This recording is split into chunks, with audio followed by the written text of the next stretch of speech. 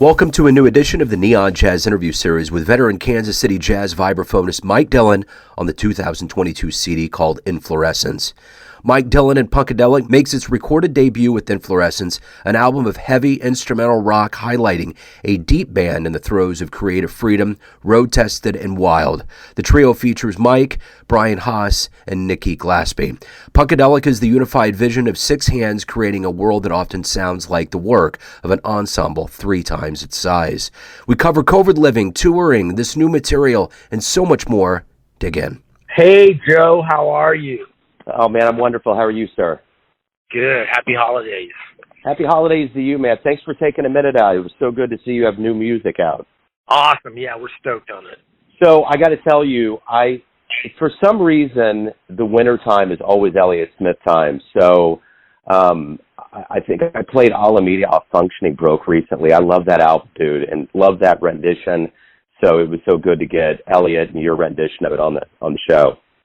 Oh, great. Thanks for playing it. Yeah, that record was really fun to make, and I've been playing a lot of Elliott Smith at home lately. It's always, wintertime is good to play Elliott Smith, so I've been, playing a lot of his songs on the Vibes. They really translate well to instrumental music.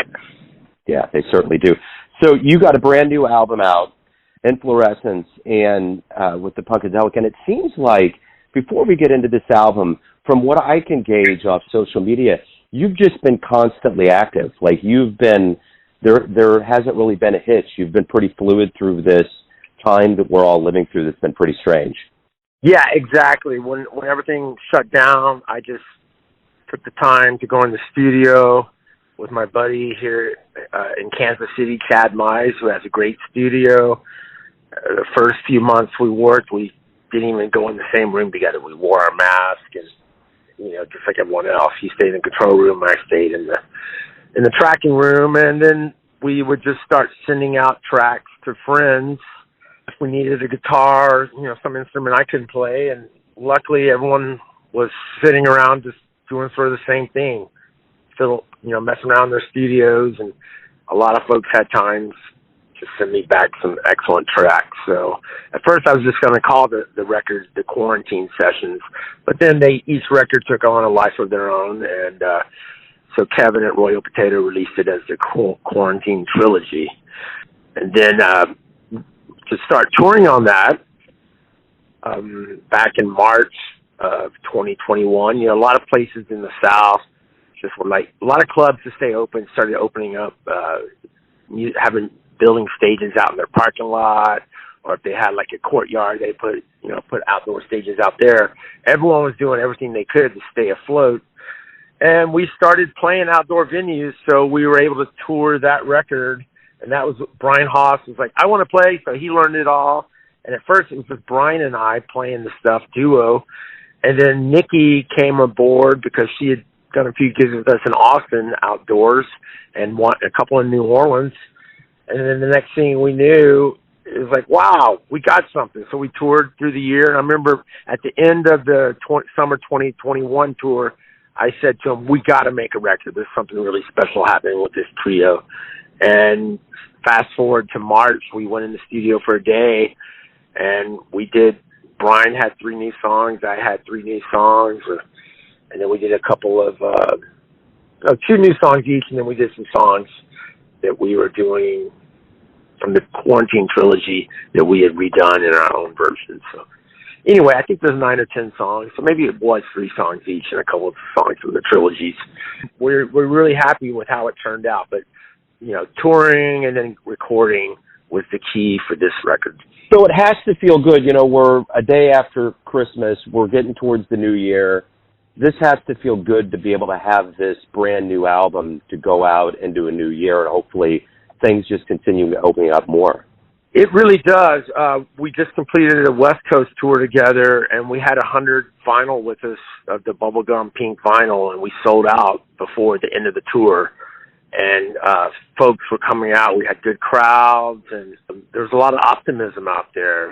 And to have a product of that this band all played on, this trio, and to be able to, we were actually playing the record down in its entirety first set, and then do a couple couple of bow bangers after that.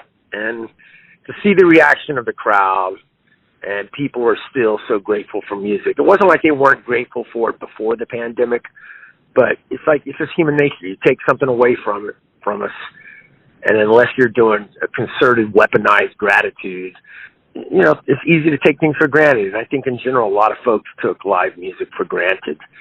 And I feel in general, all of us. I mean, I'm stoked to be loading gear still. I'm like, yes, I'm loading gear. I'm grateful.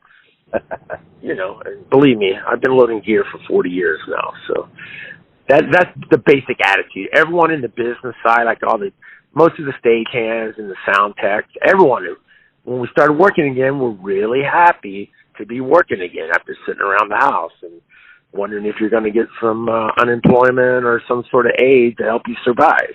Because a lot of musicians didn't get aid from the government. It's really tough for a lot of musicians. And if it wasn't for the fans and grants from specific arts foundations, I know a lot of musicians would have had it really bad. So there was gratitude during the pandemic for the music, for the people donating to live streams. And I know that's what kept me alive. So gratitude all around. But there's nothing like playing to people. Playing into my phone weekly was a little weird. I mean, I still like doing live streams now because there are some people that can't come out, and I'll get the messages or they're going out, but they're like, oh man, I had a bad day and I was at home and I looked at Facebook and there you were doing a live stream. And that's what I've been doing lately, is just playing instrumental, mellow vibe, doing a bunch of Elliott Smith songs and some of the stuff from Inflorescence solo. And you just never know. And that's the gift of playing music, is getting really wired on the espresso, driving around the country, and seeing who you can uplift that day. And that's what you guys do. And I think that's the interesting thing about this COVID time, was that everybody talked about frontline workers, and I'm not taking anything away from grocery store workers and medical professionals. But you artists are frontline workers. We were at home. It was a dark time. If we didn't have TV, movies, and music, I don't know how we would have survived it. So I think that you all are essential. And it's a survival thing. I know I talked to enough people that it was, especially in New York, man, when you're all boxed up in those buildings and no one could get out, they couldn't play their instrument. It was just, it's tough. So to see the other side of this and to hear the exuberance, it's so refreshing to see with you guys. Yeah, I mean, I was super grateful that I went up and hung out with my wife, but she had, long before we got together, she had a beautiful space in Kansas City where she does her art and has shows and performances, and it's a giant space. And I just have an apartment in New Orleans. So I was so grateful to be able to be in Kansas City where I had this space to set up all my instruments and play. But I knew plenty of people in New York. I was talking to a woman from New York last night. She was like, well, we weren't even allowed to leave our apartments, unless we just had to go get food, because everyone's on top of each other. So there's a lot of reasons to have gratitude. And I know my New York friends are really happy to be out playing music again, because folks in New York and Los Angeles and San Francisco, they had it really hard, They certainly did. So, Mike, where is the best place? You talked about vinyl. That's the thing I think we learned over this time, is that there's really ideal places for people to get this music, to support the artists and the community. Where's the best place for people to get their hands on a copy, a physical copy, or a copy that's going to directly benefit you cats? Well, what's awesome about being on a small label is it's like being signed by a boutique coffee company. It's like a 500 batch run, and that's it. And you can go to royalpotatofamily.com. Our friend Kevin Calabro prints the vinyl and takes care of the distribution to people that can't come to the shows. So that benefits our label and indirectly benefits us, because the label prints up the music and pays for that expense. And then you can come to the shows and buy the records directly from myself after the show. And we sign the vinyl, and we'll get Nikki to do a little boogaloo and soft shoe for you, and Brian to do a little tap dance next to her, and after the set. Beautiful. Mike, Kansas City is lucky to have you here. Thank you for taking your time out to talk about this album. I loved it, and I'm looking forward to spinning it on the show. Good luck in 2023, man. Hey, Joe, so you live here in KC. This show's based out of KC. I saw the 816 number on. Yes, sir. Right on. Well, thanks for calling. I'm sitting over here in Westport at the FedEx Kinko's trying to make copies of some flyers. So have a great day. You too, man. Thanks, Mike. Take it easy. Take care, brother. Thanks for listening and tuning in to another Neon Jazz interview, where we give you a bit of insight into the finest cats in Kansas City and spots all over the world, giving fans all that jazz. Thanks to Mike for always being a beacon of good here in Kansas City. If you want to hear more interviews, go to Famous Interviews with Joe Domino on either Spotify or iTunes. Visit neonjazz at youtube.com, and for everything Neon Jazz all the time, go to the neonjazz.blogspot.com. Until next time, enjoy the jazz, my friends.